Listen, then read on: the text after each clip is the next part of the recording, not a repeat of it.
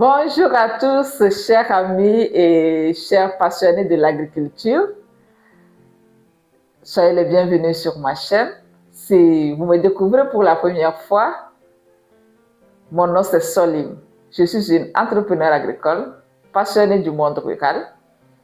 Je travaille en zone rurale avec des producteurs locaux et je gère aussi des fermes agricoles pour des promoteurs individuels. Tout récemment, un de mes abonnés, en tout cas quelqu'un qui suit la chaîne, m'a écrit en inbox pour me parler d'un projet agricole qu'il a envie de développer. Et j'ai examiné le projet, le contexte dans lequel ce projet doit être développé et automatiquement, je me suis dit qu'à 80%, ce projet est voué à l'échec.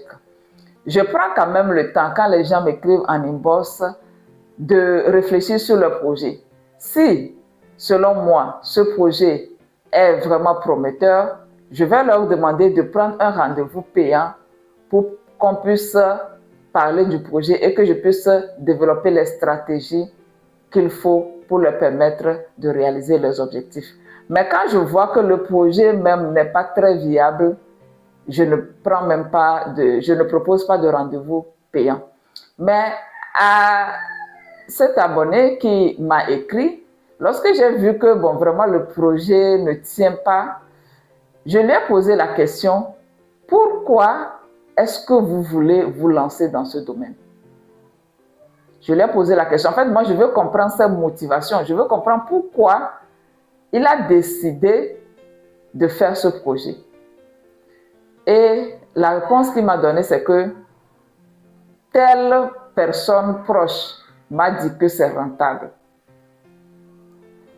Ce n'est pas la première fois que j'entends cela.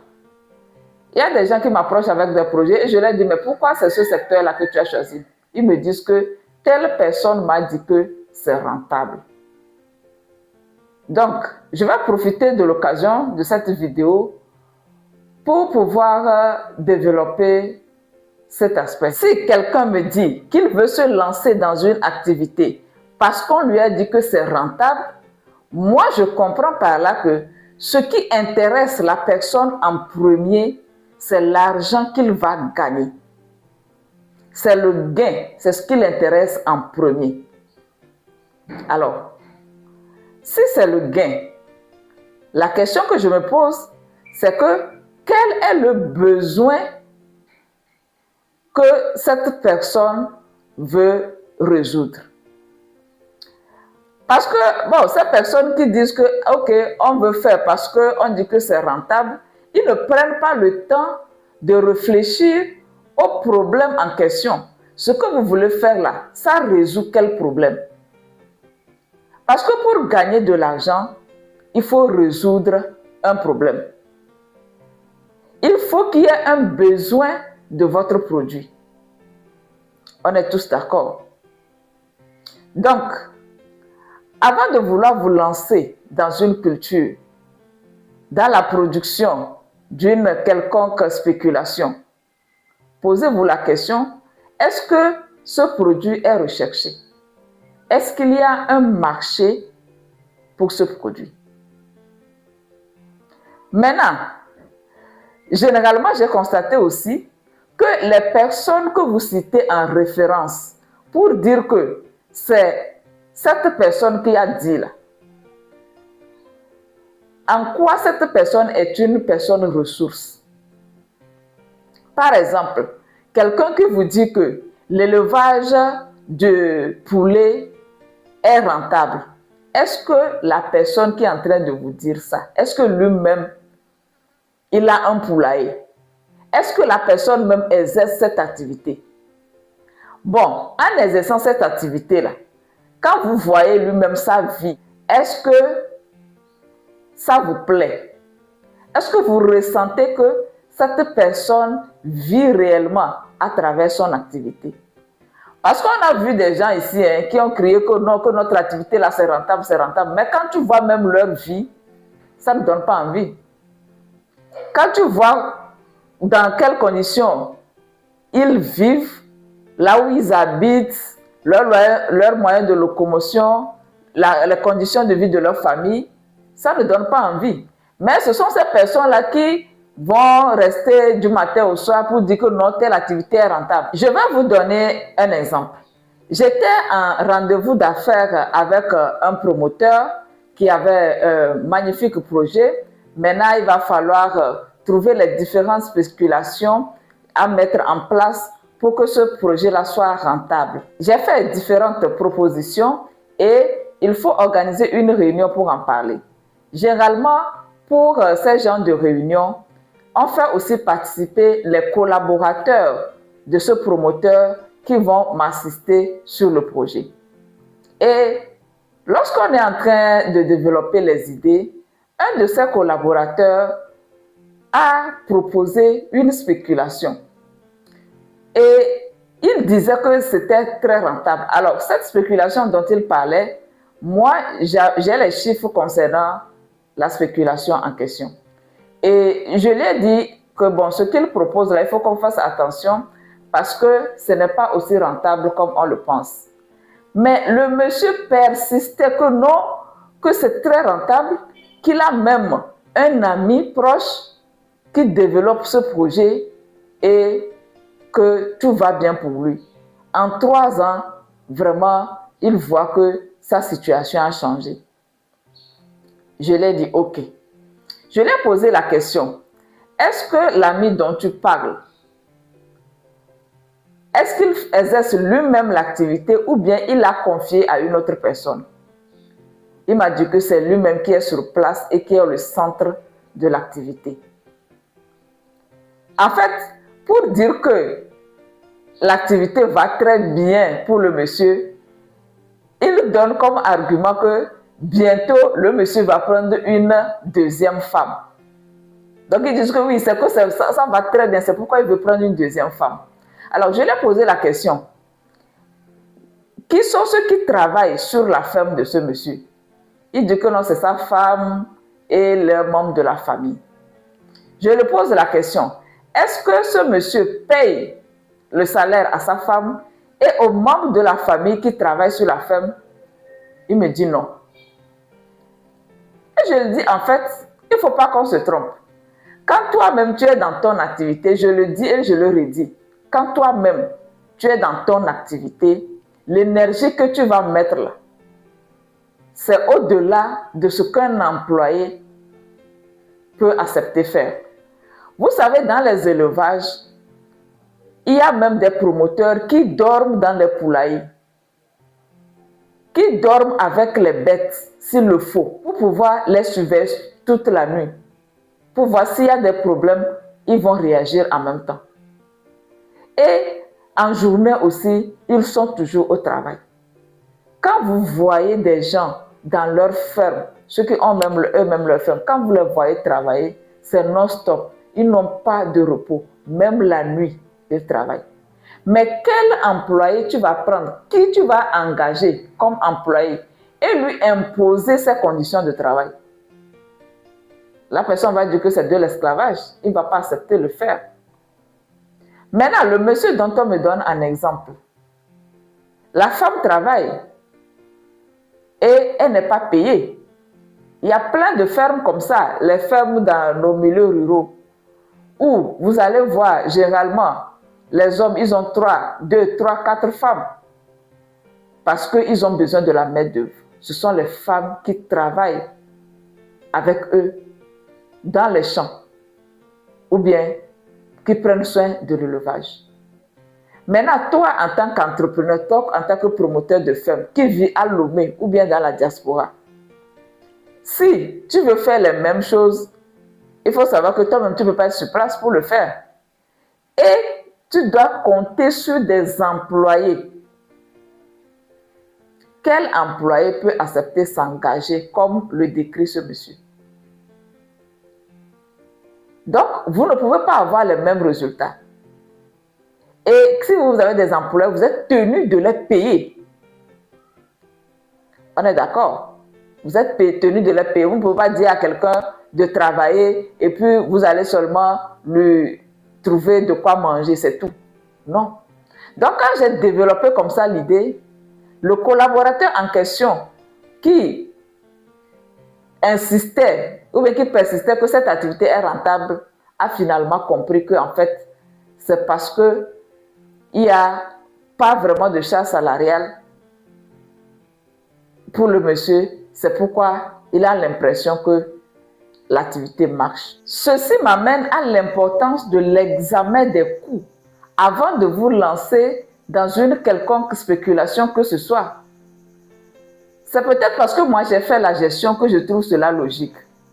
Mais avant de vouloir vous lancer dans quelque chose, ou bien lorsqu'on vous dit qu'une culture est rentable, selon moi, la première des choses, c'est de s'asseoir et de rechercher les informations sur la rentabilité en question.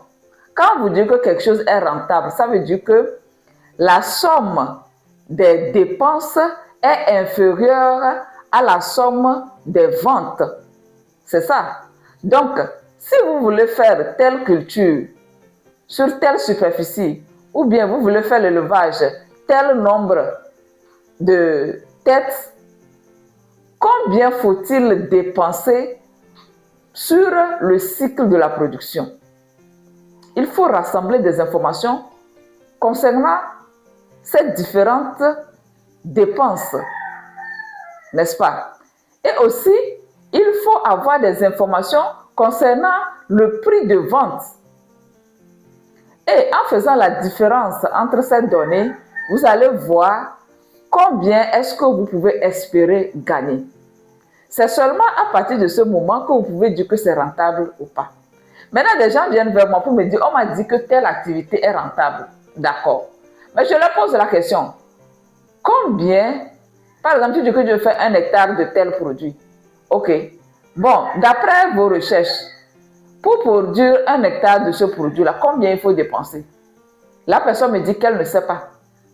D'accord. Je lui pose encore la question, combien est-ce qu'on vend ce produit? Combien on vend ce produit Borchamp?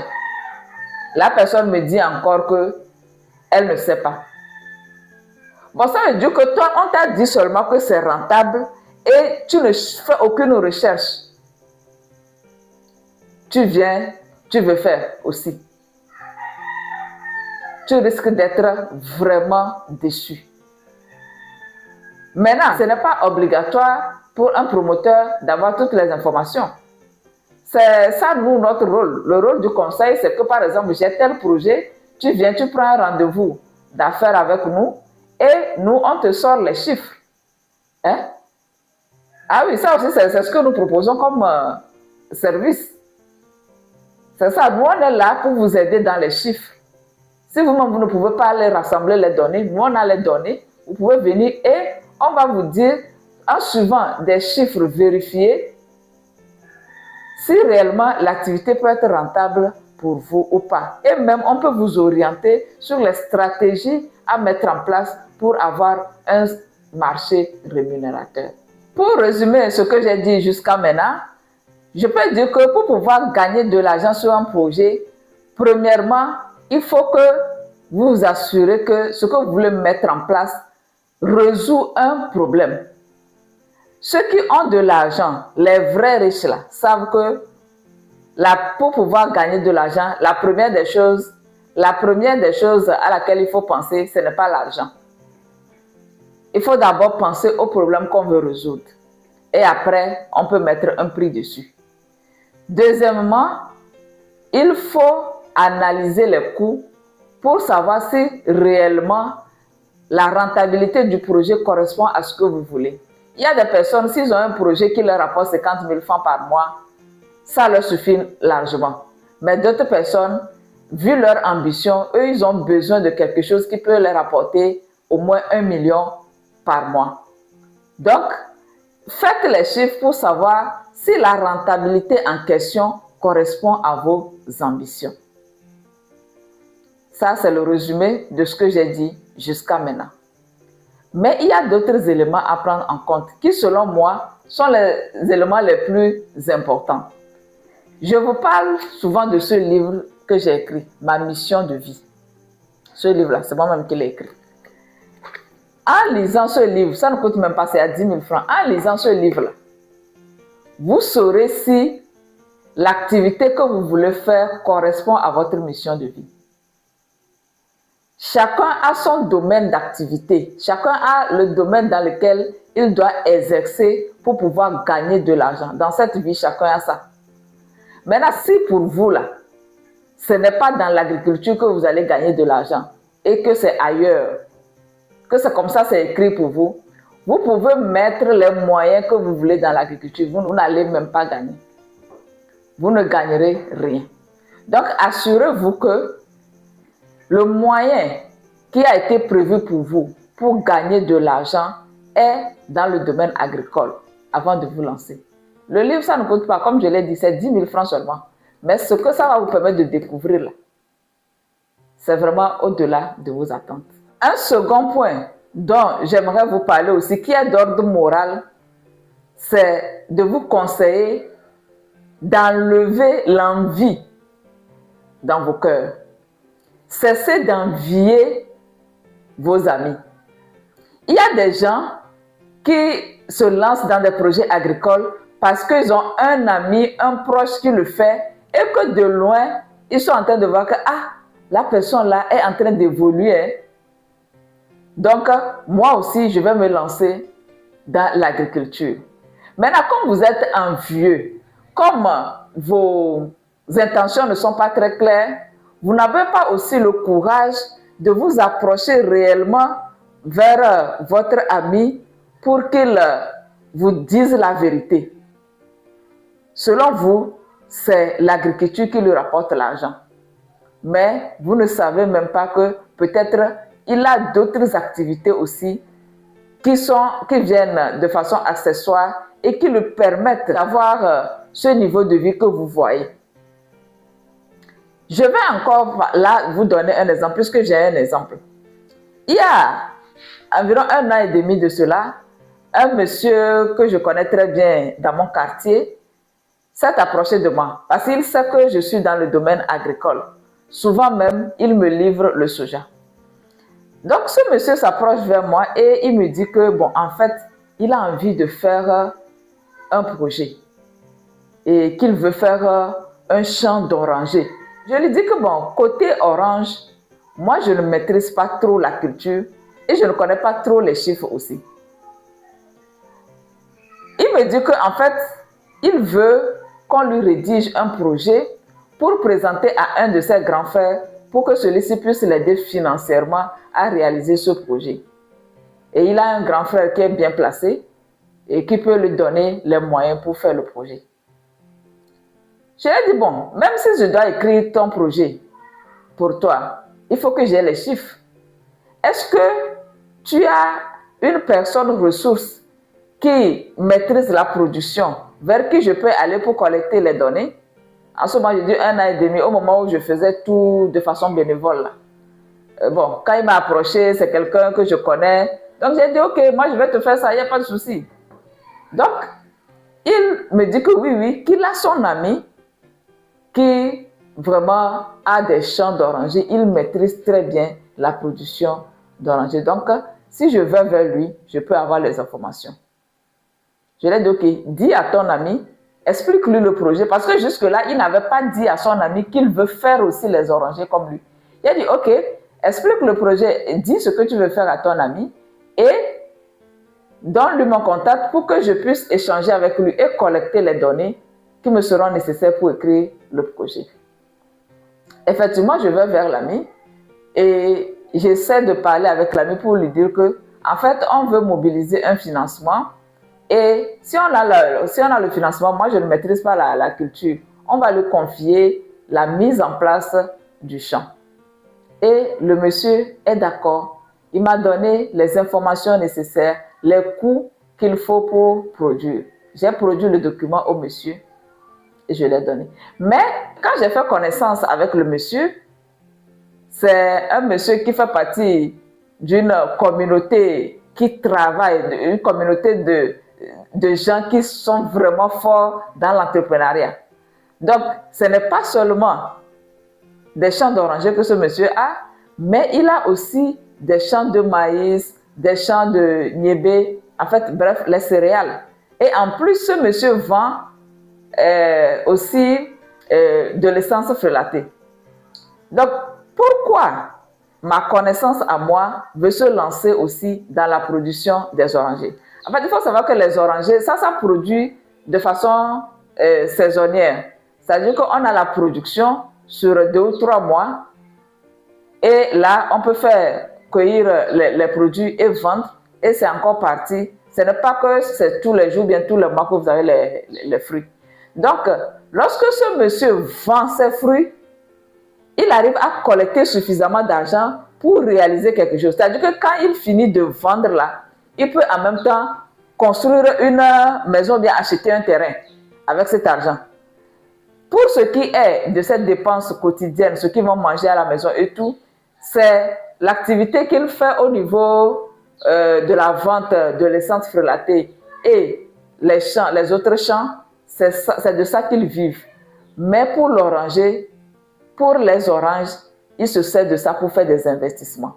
Alors, comme son ami là, comme souvent il dit à son ami que ce sont les oranges que j'ai vendues pour acheter ce tricycle. Non, ce sont des oranges que j'ai vendues pour acheter ce terrain. L'ami a commencé par l'envier en se disant que moi aussi je vais faire ça pour être comme lui. Pourquoi je parle d'envie? Parce que c'est par la suite que j'ai compris. J'ai rédigé le document avec les chiffres, avec le montant de financement nécessaire et je lui ai remis. Il a envoyé le document à son grand frère. Et on était dans l'attente du financement. Entre-temps, ma connaissance à moi vient vers moi et il me dit qu'il a trouvé certaines personnes qui vendent les plants d'oranger là moins cher. Par exemple, l'ami en question qui maîtrise la production d'oranger nous avait dit qu'il va nous vendre, c'est lui-même qui allait nous fournir les plants. Donc, qu'il vendait le plant à 550 francs. Ça, il va ramener les plants d'un pays voisin et donc il nous dit que le plant c'est à 550 francs. Et c'est sur ce montant-là qu'on a fait le budget.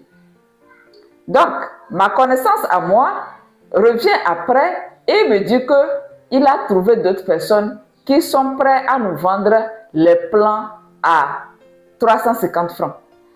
Je lui dis, mais bon, est-ce qu'il est sûr que les plants dont il parle là, ça serait de la même qualité que ce que notre ami expert en production d'oranger veut nous proposer? Il me dit que oui, que c'est la même chose. Que c'est la même chose. Et je lui dis, bon, quand on faisait le projet, quand on rédigeait le projet, l'autre, l'ami nous avait donné des informations gratuitement, il n'a rien pris. Mais c'était parce qu'on s'était mis d'accord que lorsqu'on aura le financement, c'est lui qui va nous conduire.